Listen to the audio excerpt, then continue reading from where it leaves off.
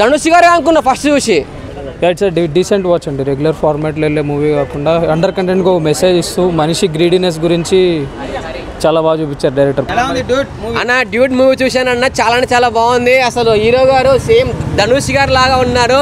ఆయన voice over కానీ same Dhanush గారు ఇక్కడ కనిపించారు మాకు అసలు ఆ మూవీలో. అసలు ఎంత బాగుంది అసలు మూవీ అంటే. అసలు స్టోరీ మాత్రం అయితే అసలు డిఫరెంట్గా ఉంది. తమిళ్ మూవీ అంటున్నారు, తమిళ్ మూవీ కాదండి, మన తెలుగు వాళ్ళు అందరూ చూసే మూవీ ఇది. నీట్గా ఉంది మూవీ. అసలు ధనుష్ గారే అనుకున్నా ఫస్ట్ చూసి, కానీ ప్రదీప్ రంగనాథ్ గారు మూవీ చాలా అంటే చాలా బాగా తీశారు సార్. హీరోయిన్ కూడా చాలా బాగుంది.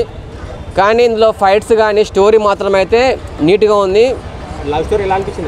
లవ్ స్టోరీ డిఫరెంట్గా అనిపించింది అన్న ఇందులో మాత్రం అయితే.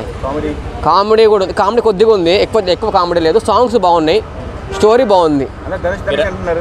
ధనుష్ గారే అనుకున్నాను ఫస్ట్, ధనుష్ గారు లానే వాయిస్ ఓవర్. చాలా మంది హీరోగా పనికిరారు అంటున్నారు. ఇప్పుడు సినిమా చూసారు, ఈ సినిమా చూస్తే ఇంకో సినిమా పక్కా ఆల్రెడీ బుకింగ్ అయిపోవచ్చు. ఈ సినిమాకి చెప్తున్నా పక్కా 200 కోట్లు 300 కోట్లు పక్కా వస్తుంది. ఆల్రెడీ చూసిన వాళ్ళు చూడండి, పబ్లిక్ ఎంతమంది ఉన్నారు ఇక్కడ, వేరే లెవెల్ పబ్లిక్ ఉన్నారు ఇక్కడ. చూడండి మొత్తం ఆడియన్స్ చూడండి ఎంతమంది.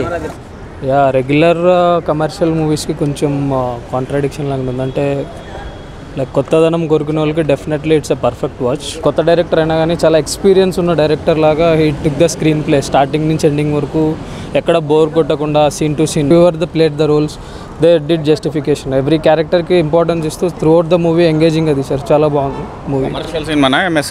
ఆ మెసేజ్ ఓరియంటెడ్ మూవీ, అండర్ కంటెంట్కి ఒక మెసేజ్ వెళ్తూనే ఉంటుంది. సినిమా స్టార్ట్ అయిన దగ్గర నుంచి through out the 2 hours movie ఏదైతే ఉందో, కమర్షియల్ ఎలిమెంట్స్ని మెసేజ్ ఇస్తూ కమర్షియల్ ఎలిమెంట్స్ని యాడ్ చేస్తూ సెంటిమెంట్ని everything is there in the movie.